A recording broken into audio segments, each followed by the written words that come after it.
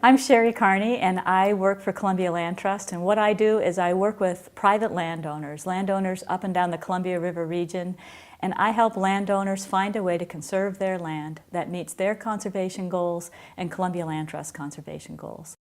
I've worked in so many different places throughout this Columbia River region and with different types of families, and those places and families all have stories, but among them the Schmidt family and the Trout Lake Valley is one of my favorites. I'm Robert Schmid. I'm an organic dairy farmer in Trout Lake, Washington. I'm married to my wife Leslie and I have 3 kids. I'm a descendant of the 4 settlers in Trout Lake. My wife is a descendant of actually the first settlers in Trout Lake. Robert has this museum that he built with his son for his Eagle Scout project, and it's filled with artifacts and pioneer history, and one of the things that Robert loves to show you is this old photograph of his great-grandfather in a rowing skiff with his pet black bear in the bow. I'm a 4th generation farmer. Our biggest desire is for that to continue for generation after generation. We run about 450 dairy cows that are on pasture, basically happy cows. They were the first family in the Northwest to become an organic dairy farm. One thing about organic dairy farming is that you have to have pasture land to support your cows.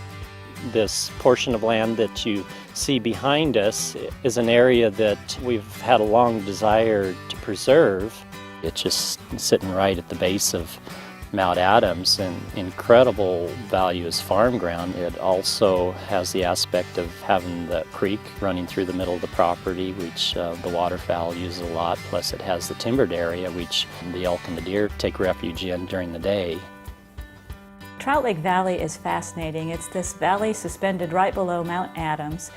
The White Salmon River runs through it. It's a wild and scenic river. It's about a 2,000-acre valley that's almost purely dedicated to agriculture.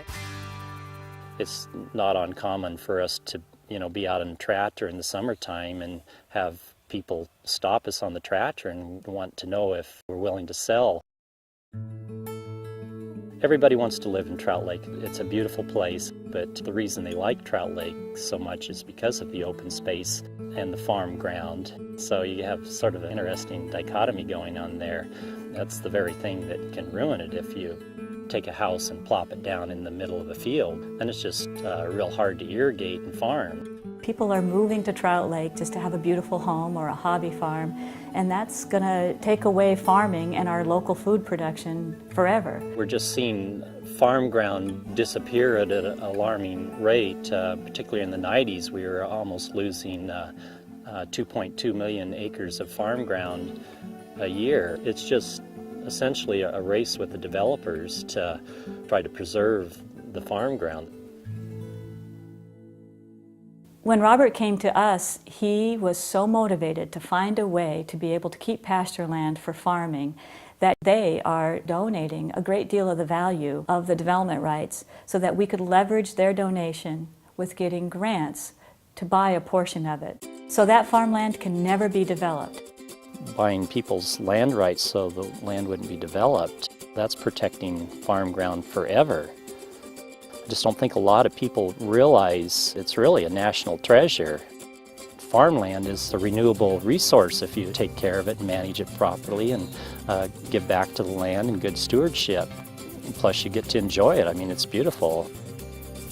What we're doing today with families like the Schmids is for the future. It's for the Schmids kids, it's for other people to enjoy and actually to always have food, to have food that's produced locally, that we won't be pushing our food farther and farther away from us. So we all benefit from our local and regional farms.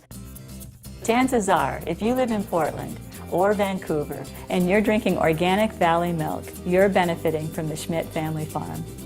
We need to be making really firm and careful decisions today that ensure they're there for us tomorrow and for our children tomorrow.